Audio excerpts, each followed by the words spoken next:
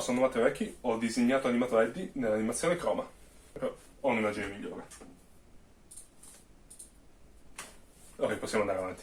Chroma è partito da una canzone, da un pezzo musicale. Io e ogni mio compagno ne abbiamo scelto uno, abbiamo creato uno storyboard e una storia, per poi intrecciarle tutte insieme in modo da creare un unico racconto e fare in modo che tutti i personaggi interagissero tra di loro in modo da completarsi a vicenda.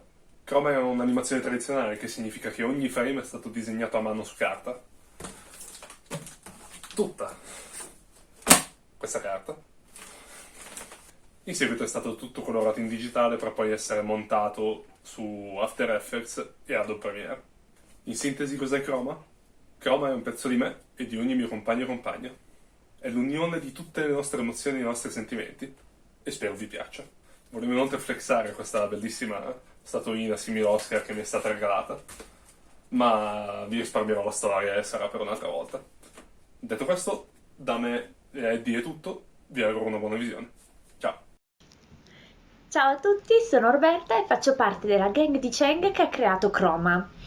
Il mio particolare contributo per questo cortometraggio è stato creare e animare i personaggi di Olimpia e di Nonna Maria.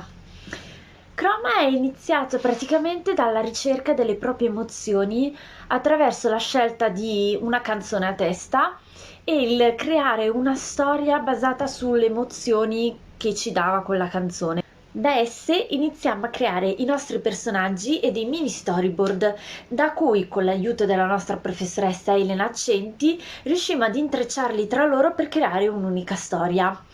In Chroma si può notare che ogni personaggio ha una storia a sé, fatta di passati difficili, scelte sbagliate, momenti di debolezza e fragilità, ma soprattutto di sogni.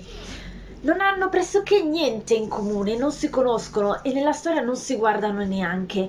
L'unica cosa che li unisce è questo evento speciale che succede alla fine che sembra risolvere tutti i problemi. Si può dire che alla fine è stato davvero un lavoro enorme, anche perché nessuno di noi aveva mai animato. Infatti decisero di insegnarci la tecnica tradizionale, quella fatta a mano, foglio su foglio su foglio, e l'abbiamo utilizzata per tutta l'animazione fino alla fine. Per il montaggio dei vari frame e della sequenza finale ci insegnarono a utilizzare il programma After Effects, anche quello mai visto prima, mai utilizzato, però alla fine ce l'abbiamo fatta. Per concludere questo meraviglioso progetto, l'aiuto dei nostri colleghi della classe di filmmaking è stato essenziale, soprattutto nel montaggio finale e nell'aggiunta del sound. Detto questo, grazie a tutti e buona visione! Salve a tutti, sono Eleonora Ratti e sono una delle artiste dietro il cortometraggio di Chroma. Cosa posso dire riguardo a questo progetto?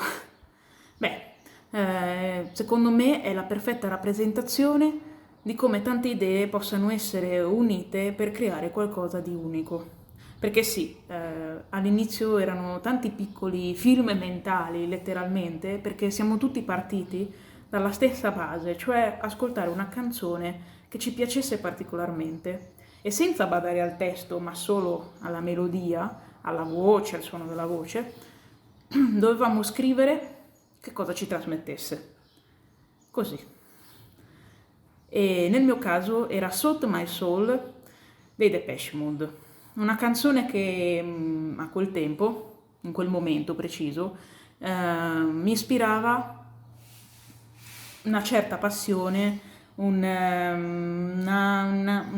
di mistero e qualcosa che non fosse esattamente terreno. E infatti nel film il mio pezzo è proprio questo, soprattutto perché si collega subito dopo alla morte di una persona anziana, che si ritrova giovane a camminare in un deserto che noi possiamo vedere come un limbo, e appunto questa donna cammina nel deserto, trova un'oasi da cui attinge, beve l'acqua e si trasforma in una stella.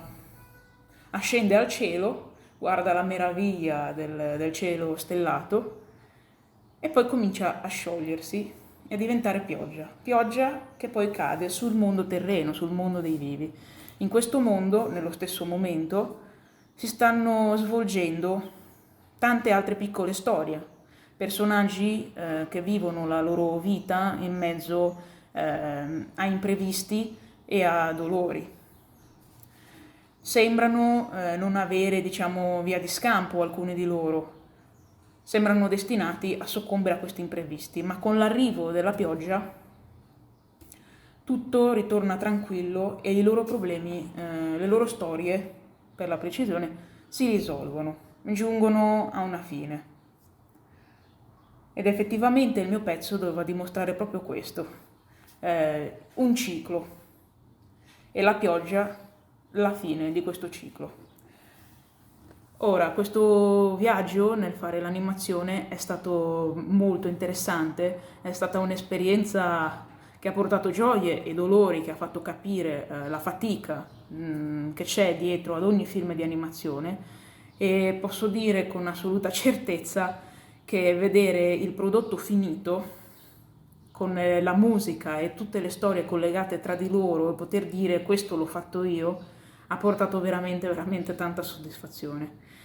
Io vi saluto, è stato un piacere rispolverare questo ricordo, diciamo, visto che è passato un po' di tempo, e quindi niente, salve a tutti.